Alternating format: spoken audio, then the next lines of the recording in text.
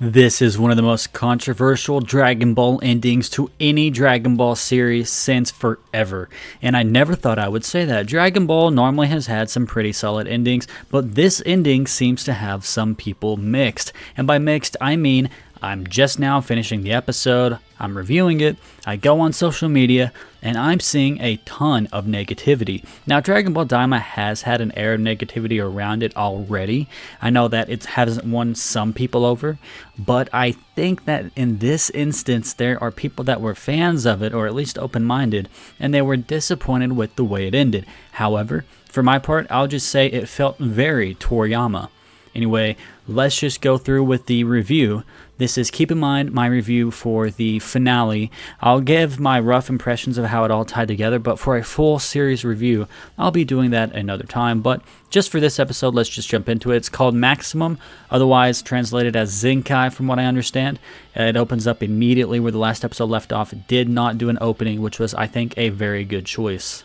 Gomah looks amazing here. He's getting ready, and then Goku says, "Here I go!" You know, does the little Goku voice, which is, I think, a little bit different. I think Nozawa is putting a little different spin on it, of course, because it's Super Saiyan 4 Goku. And, he comes forward. Again, their whole fight is animated very beautifully. Goku goes with that big punch, very iconic. Dragon Ball shows you a lot of shots of Goku punching someone in the cheeks. I went ahead and took a screenshot of this just to get a good look at the hands. For some reason, this really, jumped out to me. This little shot or scene or sequence of Goku flying through the air, and his arms are pretty big at the end, and his hands are too. So I thought that looked really good.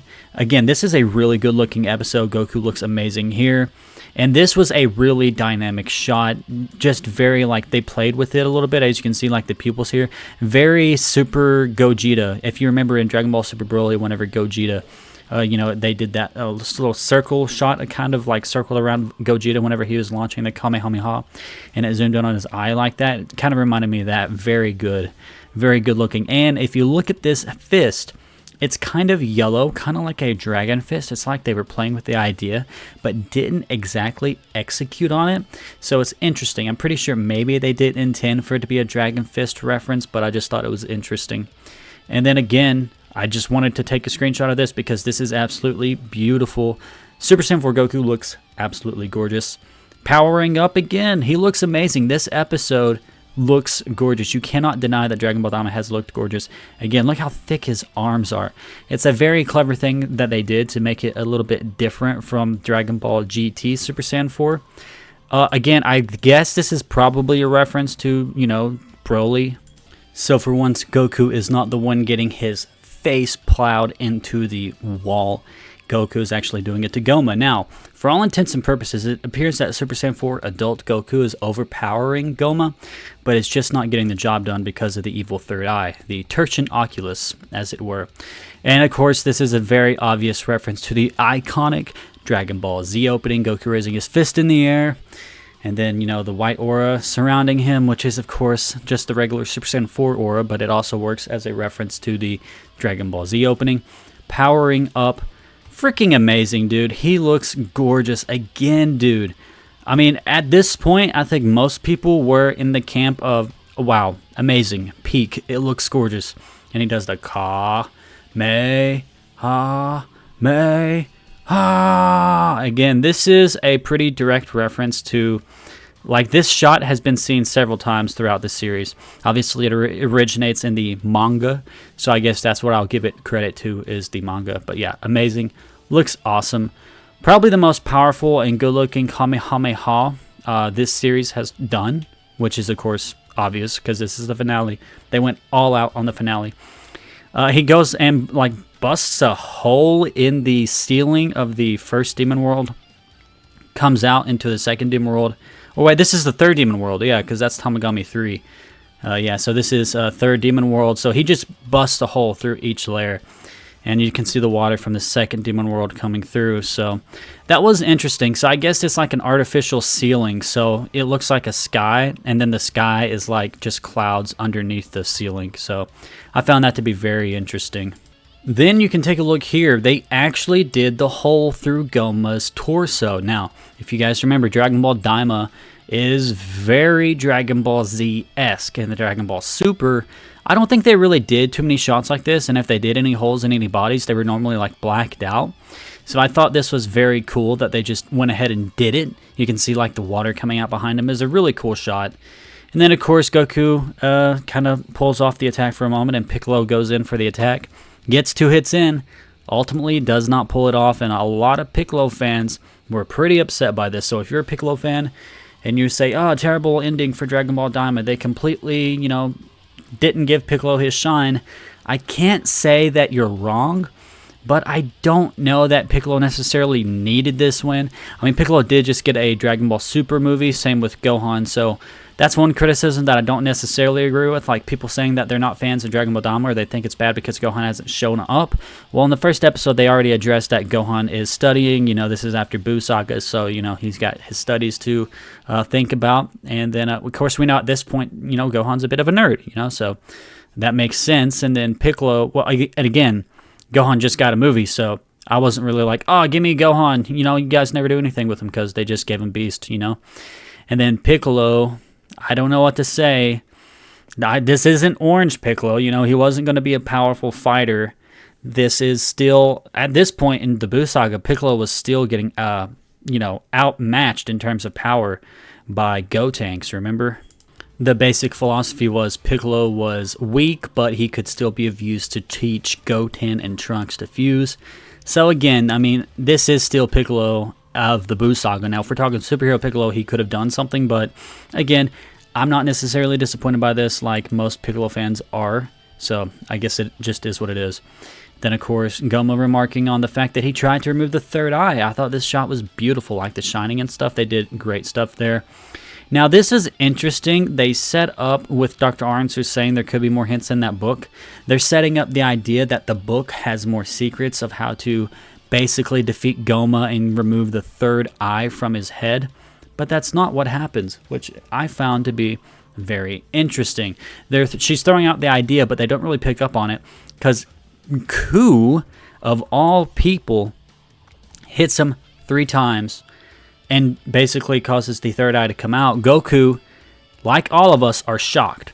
This is pure comedy. This is Toriyama comedy.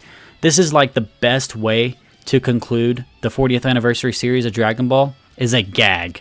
This was amazing. So basically, the idea is that it's a joke that Ku, obviously weaker than Do, has been, again, not getting credit for things like, you know, solving the riddle of the first Tamagami and things like that, or the math test. Not the math test, but, you know, the question.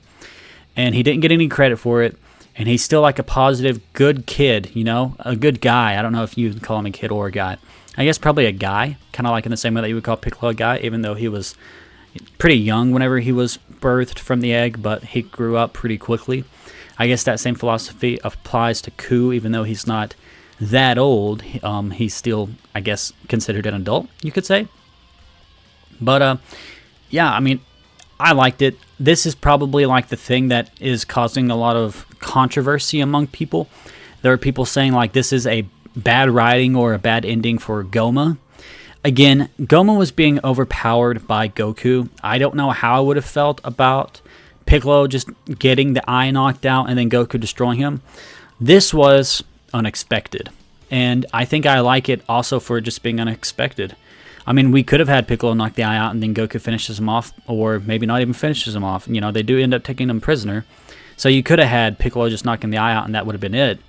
But I do like that it was unexpected and it was a surprise, and it made sense because Ku just happened to be there at the right time and he took his shot, which is, of course, very clever.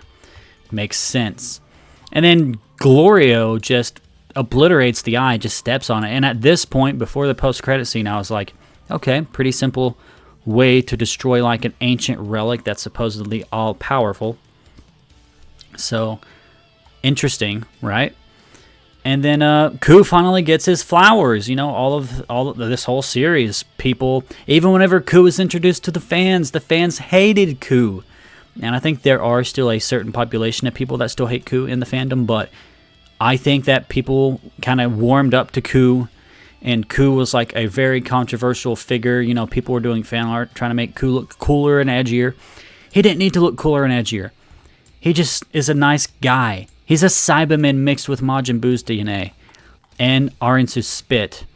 You know, he finally gets his flowers. People are, you know, loving Ku. He did it. He did save the day, even though he just happened to be there at the right time. He did save the day. And even Arinsu, in her own way, gives Ku credit, gives him a little elbow bump or whatever you call that. And, you know, basically that's her way of saying thank you. So this is them trying to make you warm up to Arinsu a little bit, you know. Dr. Arinsu may not be the best person, but deep down she's kind of good, which I guess does make sense because she did end up saving Glorio from the third demon world. She's still a bit manipulative, but, you know, I think it's kind of like a Vegeta situation where it'll take some time, but she'll get better. So this is a bit, I believe, of an evil containment wave. As you can see, they talk about, you know, sending Gomah and Degasu to this kind of like, I don't know what you would call this, but it's basically like the evil containment wave. And Glorio or Gomah's like, I'm a good guy at heart, right? Yeah, so they were kind of like, you know, Gomah didn't kidnap, he didn't kill Dende, Piccolo's like, so Gomah's trying to be like, I'm a good guy at heart. And this is a reference to the very first episode review that I've done, because in the very first episode, I thought maybe he's not all bad because he didn't kill Dende. So it's kind of funny that they're basically referencing my video. Obviously, I know that they're not, but it's kind of like a reference for me to make to my video because I was a sucker for Gomah too, you know, he had me fooled too. And then Piccolo's like, we'll make it 99 years. So yeah, Gomah and Degasu get sentenced to 99 years in the prison. Again, I don't know what you call this, but it is what it is. And here it is, evil containment wave animation style, so I'm pretty sure it is just like the evil containment wave. And that makes sense because, you know, Demon King Piccolo was, you know, sentenced to imprisonment or whatever in the rice cooker by Monaito. Again, which is funny because Dragon Ball Super Chapter 104 just came out pretty recently, and it had a mention of Monaito, so it's pretty funny that the evil containment wave is coming into play here. They don't say evil containment wave, but it looks to be the same technique. And this is interesting. Supreme Kai is suggesting that Arinsu becomes the Supreme Demon King because she still retains a sliver of a conscience. Interesting philosophy. And then Dr. Arinsu basically turns him down, says it's a disgusting thing to say. And, you know, she says her motivation hasn't really changed. And, you know, Neva's like a demon king or a terrifying demon realm that rivals the outside world, was it? So Arinsu still has this ambition to basically create a powerful demon realm that, you know, is, again, as Neva says, rivals the outside world. Now, what does that entail? Are you planning to conquer the outside world? They don't really go into that. And Arinsu says, yeah, but I still don't want it because without the third eye, I'll just end up being overthrown by someone else. So she admits herself that she's not that powerful. This is where things get interesting. And again, I think this is another writing thing that some people aren't a fan of. Neva says the one who defeats the Supreme Demon King is the first in line to succeed them. So even if Goku killed Gomah, I don't think he would have taken the position. The same reason why he didn't become the next Kami. If you guys remember, whenever Goku defeated not Demon King Piccolo, but Piccolo Jr. at the end of OG Dragon Ball, Kami offers Goku to basically become the next Kami. And Goku's like, nah, I'm good. And he flies off on Nimbus with Chi-Chi. So, of course, I think even if he killed Gomah, that wasn't going to happen. And then we would have not had this very funny ending. So, everybody looks at Ku, and this was pretty funny. His expression was priceless. Again, some people are really not fans of this, and they are very vocal about it, but I liked it, and this is where things get interesting. He says, okay, I'll do it. I'll be Supreme Demon King, and boom, there's the cape. It just shows up on him. I guess like the laws of the demon realm or something, the magic just, oh, you're Demon King now? Boom, here you go. So this is the original leaked image that Geekdom 101 released, which was a redraw of this. What? That's insane. So this whole time, the speculation was, you know, Ku will get the cape from absorbing Gomah or something like that, right? Like, we had no idea where the cape was going to come into play. But we had a pretty good idea that it was going to come into play at some point because Geekdom 101 appeared to have pretty good sources with his leaks and the art. All of it ended up being correct. So everybody was thinking, okay, this is where things get interesting. You know, Ku still has a role to play. That role was to become the next Supreme Demon King after Gomah. What? Interesting. And then he just starts appointing people left and right, you know. And again, this makes sense. Arinsu probably shouldn't be Supreme Demon King, but as Vice Supreme Demon King, she could not have all the power, you know. So, you know, Ku can still keep her in check, which is cool. And then he just starts giving away minister positions. And he's like, does anybody else want to be a minister? And then Goku's like, no, we're going home, you know, because, you know, Ku is like, hey, you want to be a minister and you can stay here? Nah, dude. So this is very similar to Goku turning down the position of Kami at the end of Dragon Ball. He doesn't want to be minister. They're going home. And then Ku is like, okay, does anybody else want to be minister? And then Hybis, which is not a lot of people's favorite character. Some people like Hybis, but yeah, he's like, yes. No. He's like, the Hybis is basically the only character that doesn't become a minister, which is funny. And then, again, Ku says, concludes my perfect assignments. Funnily enough, we've been knowing that Ku is super intelligent, so this makes a lot of sense for him to be the Supreme Demon King. He is, technically speaking, he is literally the most qualified. He's more intelligent than Dr. Aryan, so he's really fast, you know, like, this actually does make sense, funnily enough. And that's why Neva says he could actually be good at the job, because he's helped out quite a bit throughout the series.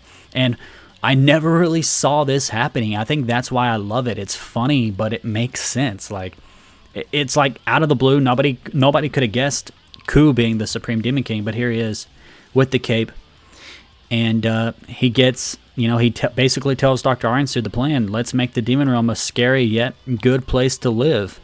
And they really end up starting that process with the help of Goku and company. So this made sense to me. I mean, some people really did not like it, but it made a lot of sense to me, actually. Actually, I'm like, right now, coming off the episode, this makes sense. I mean, I don't know how many other ways I can say it. Some people are going to be upset by it. They're going to be mad that somebody else wasn't the Supreme Demon King. But who else would it be? Dr. Arinsu?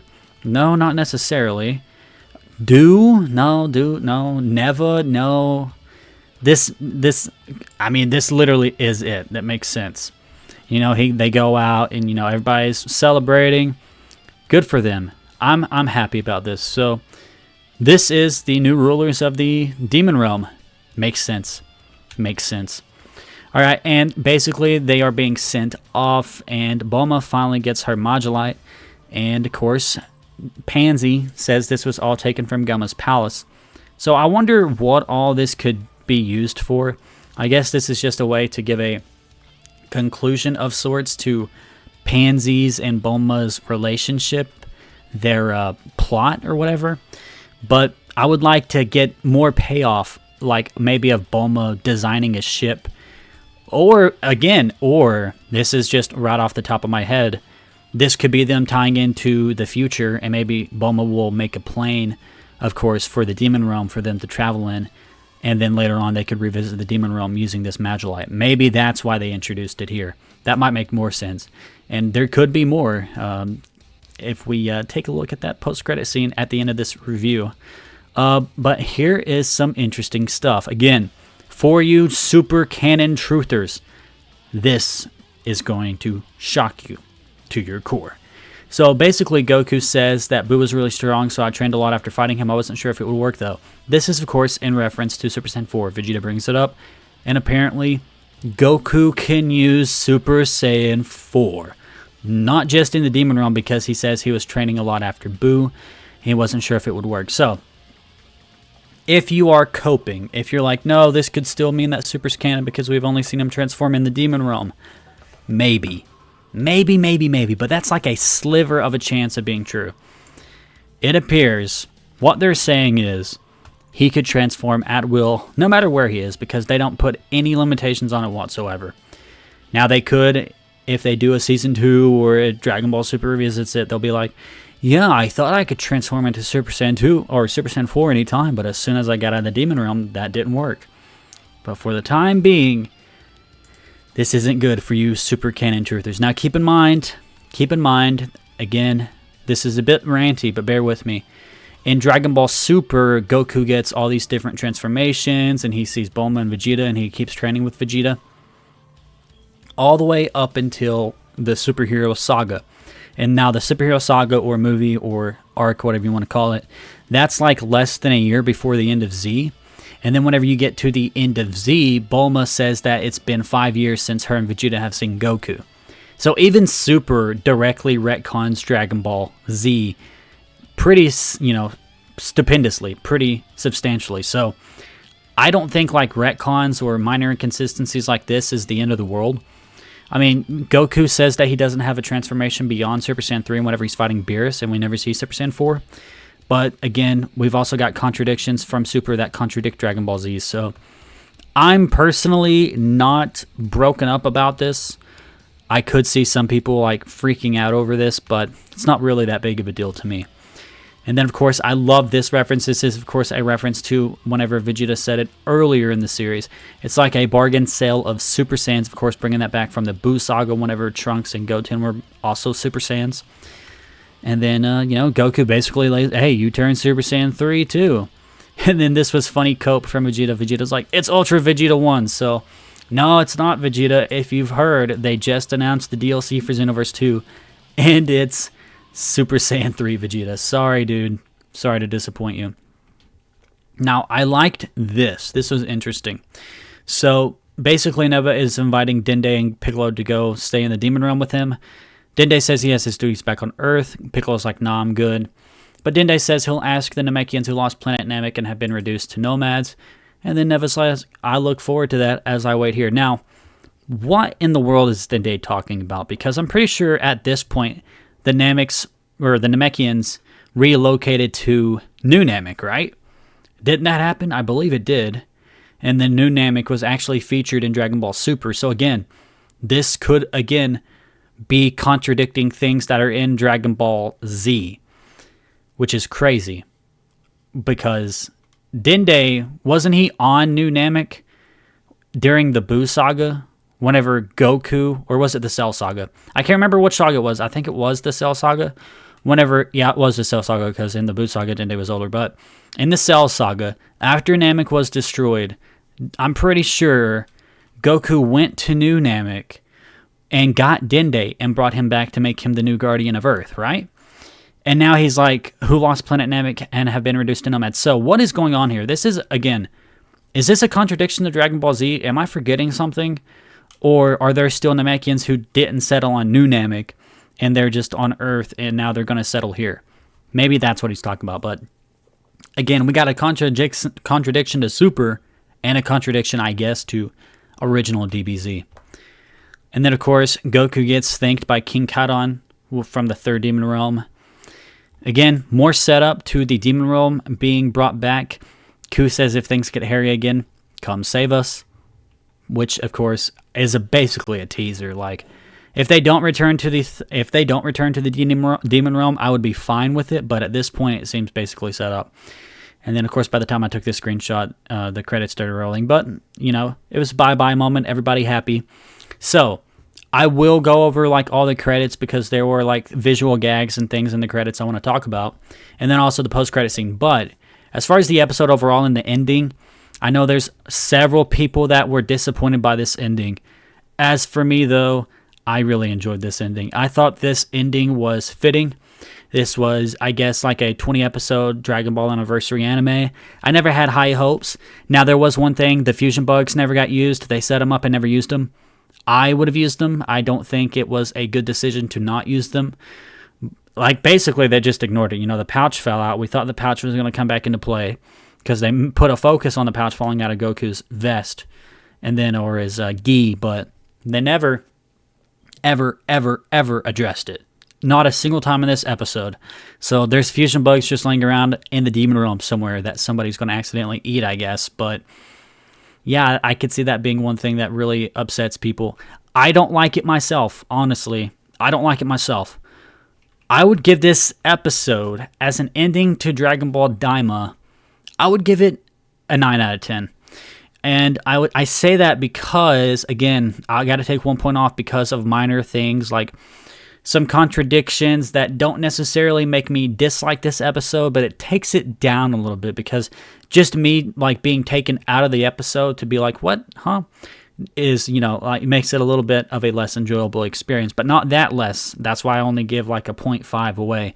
And then another 0.5 from the whole fusion bug thing not coming back. Honestly, the fusion bug thing not coming back probably is what decreases this from a 10 to a 9 to me, because that was literally set up. I mean, it was set up, mentioned multiple times. Come on, guys. What are we doing here? All right, now let's get into the credits, which I thought were funny and interesting and gave you like little peeks at what's going on, and then we'll talk about the post-credit scene. So, Tamagami 3, 2, and 1, just chilling. 1, getting some respect from the gendarmerie. 3, getting snacks brought to him by the villagers. And 2, just swimming with the Krakens. Master Roshi finally turned old again. He's not happy about it. Ox King showing up at Master Roshi's house. I guess they just had to fit Ox King in somewhere. And I guess Ox King is the pupil of Master Roshi, so it would make sense he'd visit Master Roshi after turning into an adult. Although this looks like it just happened because he's sweating, so. And then Oolong here just chilling, drinking beer. And then Turtle is pretty happy, or is he laughing? I guess he's laughing at Master Roshi's expense. And then, Krillin, Android 18, and Marin are all back. Happy, good for them. Mr. Satan, Bee, and Boo are back. Puar and Yamcha are back. I loved this. I love it whenever Dragon Ball has credits and they end on things like this. Like just getting glimpses of all the other characters that we don't really see a lot of in this anime. So that was a good decision by them. Funnily enough, no Gohan. Again, I talked about that earlier in the episode. Some people are really hating on the fact that there's no Gohan. I didn't really hate it. This was a pretty funny visual gag though, because she's a kid standing on the steps trying to wash the dishes, and then boom, she's an adult again. Pretty funny. And then again, Popo without his hat as an adult. So here you go. Now we know what adult Popo looks like. Kibito. Oh, that's another thing I forgot to mention. Kibito and Supreme Kai do not fuse in this episode. Now, that's a contradiction to Super, because at the beginning of Super, they are already fused. Do I care? I don't know. I honestly do not know if I care. It's not like the end of the world to me. And then Goten and Trunks flying on hoverboards and just chilling. I love that for them. Good for them. And then Goten really doesn't wear casual clothing a lot. I think he wears like traditional Japanese clothing or something like that. Sorry, I'm not an expert on Japanese clothing, so sorry if that's not what it is. But, he actually just wears like, the robe kind of Japanese clothing. And then Trunks is the one that always wears casual Western, I don't know if it's necessarily Western style clothing, but, like regular t-shirt, stuff like that. So this was cool. Then we got a shot of Gomah and Degasu just chilling, imprisoned. So, I just now noticed this. Gomah doesn't have his cape because he's no longer Supreme Demon King. He looks so different, like a whole other person. Now, here's the interesting thing. We finally get a post-credits scene. It was animated so freaking beautifully. Some people are speculating this could be from a movie that hasn't been announced. That's like getting your hopes up, but it was really a well-animated post-credit scene. So they go to the store before they leave the demon realm.